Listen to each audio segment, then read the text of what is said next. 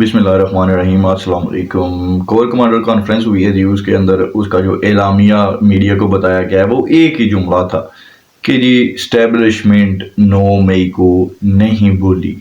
अब इलेक्शंस हो चुके हैं और स्टैब्लिशमेंट इसीलिए खामोश थी क्योंकि इलेक्शंस का प्रेशर था पाकिस्तान पे पूरी दुनिया की तरफ से कि जी, क्योंकि अगर आप 9 मई के वाक़यात में जो भी लोग मुलव्वस थे उनकी अगर पकड़ दकड़ होती है, उनको सज़ाएं दी जाती हैं, तो एक तासुर दुनिया में ये जाता कि जी यहाँ पर जनाब प्री पोल रिगिंग की जा रही है और सिर्फ अपनी मर्जी की जमातों को इक़्तिदार में लाने के लिए और अपनी जो नापसंदीदा जमात है इस्टेब्लिशमेंट की इस वक्त उसको पीछे धकेलने के लिए ये पकड़ दकड़ का सिलसिला शुरू किया गया। और ये जो सज़ाएं हो रही हैं ये तमाम इसीलिए हो रही हैं क्योंकि जी इनको इलेक्शंस से आउट रखना है। खदशा ये था कि शायद दुनिया इन इलेक्शंस को नहीं मानेगी।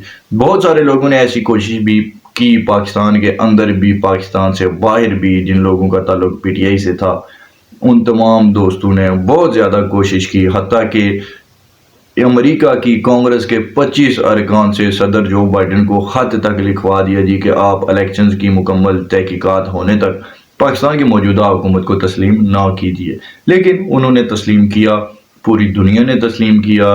मोदी ने भी मुबारकबाद पेश की शहबाज शरीफ साहब को, चाइना के सदर ने भी की, रशिया की तरफ से भी बयान आया। तो ओवरऑल यानी कि दुनिया के जितने भी तगड़े तगड़े ममालिक हैं, सऊदी अरेबिया, अमेरिका, उन तमाम ने पाकिस्तान के साथ जिनके तल्लुकात अच्छे रहते हैं या कई बार गर्मी सर्दी भी चलती है, लेकिन जो मेजर कंट्रीज़ हैं दुनिया के उन तमाम ने इन इलेक्शंस को तस्लीम किया है।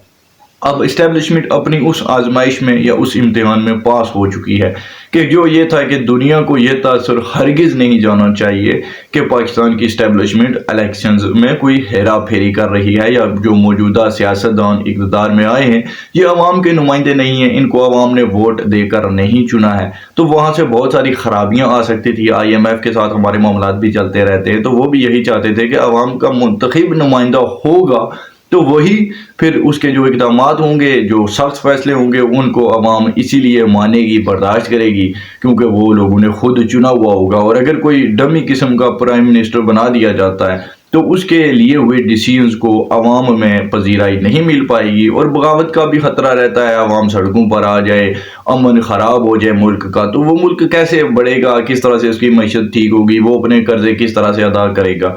तो बहुत सारे मामला थे जिनमें इस्टेब्लिशमेंट सो फार सो गुड पास हुई है। अब जो असल इम्तिहान है इस्टेब्लिशमेंट का वो ये है, असली बात यह है कि अब तक तो हर कोई इसलिए खामोश था और इस्टेब्लिशमेंट से सवालात भी नहीं किए जा रहे थे क्योंकि सबको पता था कि 9 मई के जितने भी मुजरिम हैं उनको अगर ढील दी हुई है तो सिर्फ इसीलिए क्योंकि इलेक्शंस करवाने बहुत ही ज़रूरी हैं। इलेक्शंस को साफ और शफाफ होना चाहिए। इलेक्शंस में जो भी नुमाइंदा आगे जीत कर आएगा तो वो अवामी नुमाइंदा होना चाहिए। दुनिया में ये तासुर जाना चाहिए, ये तासुर नहीं जाना चाहिए कि इसको तो जनाब अगलों ने पकड़ के बना दिया, अवाम ने तो इसको चुना ही नहीं है। तो वहाँ तक मामला सब सही हो गए। अब जो मामला है वो ये है कि इन लोगों को अब सज़ाएं दी जाए और ये मुतालबा सिर्फ फ़ौज के अंदर से नहीं है, फ़ौज के बाहर भी जितने भी पाकिस्तानी हैं, पीटीआई को छोड़कर बाकी जमातों का भी ये बयानिया है, ये प्रेशर है एक किस्म से इस्टेब्लिशमेंट के ऊपर कि जी अब नून लीग भी सवाल करती है, पीपल्स पार्टी भी सवाल करती है कि सरकार असी तो इस हद तक कभी गई नहीं। आज से पहले किसने जनाब फौजी तनसीबात पर कभी हमले का सोचा भी हो, कभी किसी ने सोचा भी नहीं है। भुट्टो इस मुल्क में फांसी लग गया लेकिन पीपल्स पार्टी वालों ने GH के ऊपर हमला नहीं किया। पाकिस्तान की तारीख में आज तक या तो TTP ने हमला किया था GH के ऊपर या फिर PTI ने किया है, इनके अलावा किसी ने भी नहीं किया। तो अब इस्टेब्लिशमेंट के लिए बहुत ही ज़रूरी हो चुका है, एक किस्म से आप समझ लीजिए कि ये वाजिब है उनके ऊपर कि अगर उन्होंने अपनी साख कायम रखनी है अपने इदारे के अंदर भी और बाकी सियासी जमातों के ऊपर भी, जो एक हमारा बड़ा घर है, जो उनकी एक तासुर होता है ना, उनकी एक इमेज इस तरह से बनी हुई है जी के सब इस्टेब्लिशमेंट की तरफ ही देख रहे होते हैं। तमाम सियासी जमातें भी अहम फैसले लेने से पहले बड़े घर की तरफ देख रहे होते हैं और इस्टेब्लिशमेंट जो होती है वो हर कंट्री में ही होती है।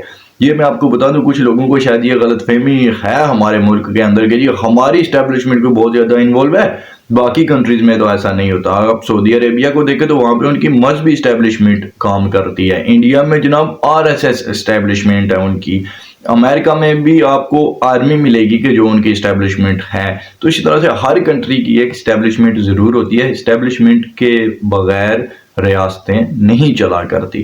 تو جب اسٹیبلشمنٹ اگر اپنا مقام کھو دے عوام میں، اور جو اس کا خوف ہے، جو اس کا دبدبا ہے، وہ اگر ختم ہو جائے تو پھر تو جناب کوئی بھی بغاوت کرے گا.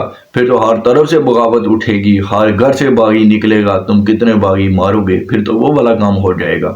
تو اگر اس تاثر کو زائل کرنا ہے کہ جی پاکستان کی اسٹیبلشمنٹ کمزور نہیں ہے، کوئی بھی سیاسی گروہ یا جتھا، کوئی بھی لیڈر، کوئی بھی رہنما کسی بھی جماعت سے ہو، چاہے وہ اس کے کتنے ہی تعلقات ہوں، اس کی جناب بیویاں کتنی ہیں، کوئی اچھے خاندانوں کی ہوں، امیر لوگ ہوں، کچھ بھی ہو، لیکن اگر آپ ریاست پاکستان کے اندر رہتے ہیں اور آپ پاکستان کے بڑے گھر یعنی کہ اسٹیبلشمنٹ پر حملہ آور ہوتے ہیں، تو آپ کے لیے کسی قسم کی کوئی معافی نہیں ہو سکتی.